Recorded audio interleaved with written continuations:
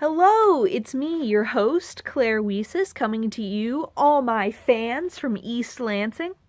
Today we are talking about Audre Lorde's Zami, a new spelling of my name, which is her biomythography. Today I would like to argue that Audre Lorde deliberately downplays the role of men in her life to shift the focus more on her feminist message and to focus on things like the lives of women in her time period and the lives of lesbians.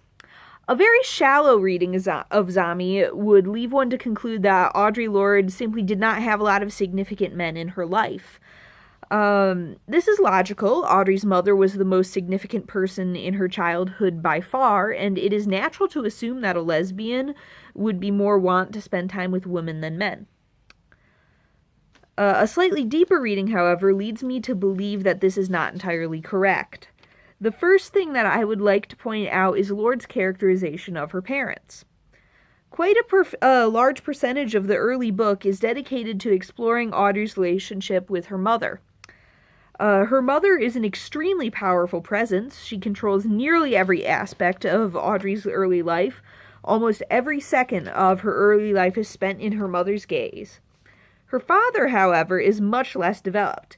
We know a little about the relationship between Audre's mother and her father.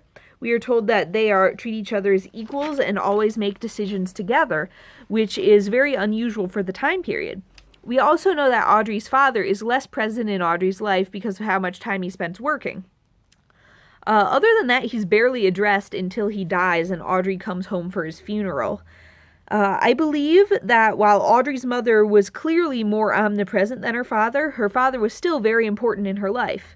I mean, she lived with him until she moved out after high school, and in the absence of childhood friends, he was one of the four main people that she interacted with before the advent of the Brandon and Jenny. The second place where I see the abstraction of the influence of men in Audre's life is when Lorde describes her relationship with Peter. While only 4 pages are dedicated to Peter, he has a very significant effect on Audre's life.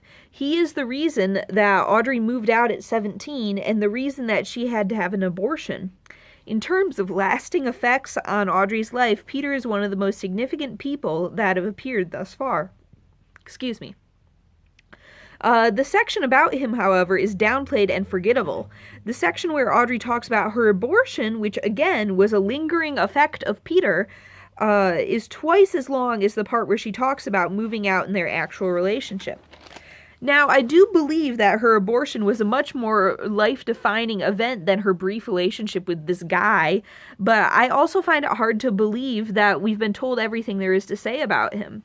I could speculate what content exactly Lorde is abstracting. However, I believe that is a largely pointless endeavor and will instead focus on the effects of Lorde's abstraction of men on the work as a whole.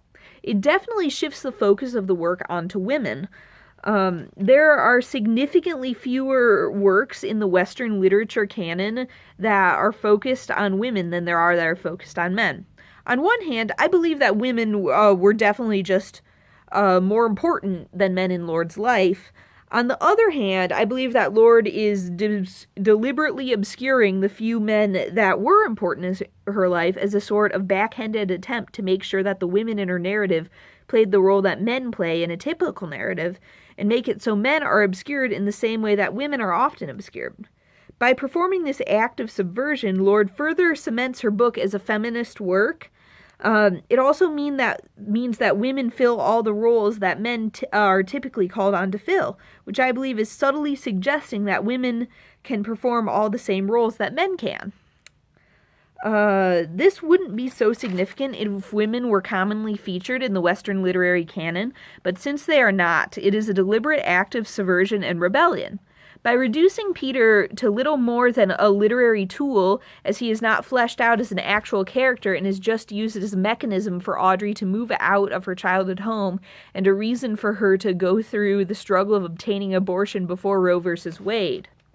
This serves to objectify men similarly to how women are often objectified. By writing with this backwards discrimination, Lorde quietly makes the objectification of women seem absurd. The reader thinks, come on, Audrey, we know there is more to Peter than what you've told us here. He had to have been more important than this. Tell us more. But Lorde does not tell us more about Peter because she has reduced him to something less than a person. All in all, Lorde's obscurance of the men in her life Lorde's obscurance of the men in her life serves to solidify the book as a feminist work and to reverse and subvert expected literary roles of men and women. And that's about all I have to say. Thank you.